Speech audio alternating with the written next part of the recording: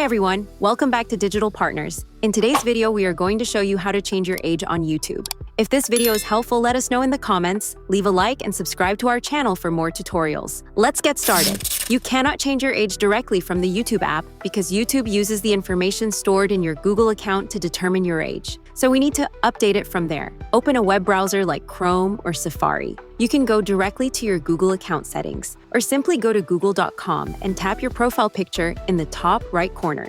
Select Manage your Google account. This will take you to your Google account dashboard. Now open the Personal Info section. Scroll down and you will see Birthday. Tap it and you will be able to update the day, month, and year to the correct date. Once you confirm your date of birth, if you are over 18, you will see that your account becomes verified as 18 or older.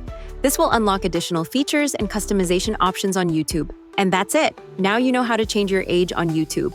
We hope this tutorial was helpful. If you have any questions, feel free to drop them in the comments. Don't forget to like, subscribe, and hit the bell so you won't miss our upcoming tutorials. Thanks for watching Digital Partners, and I'll see you in the next video. Bye.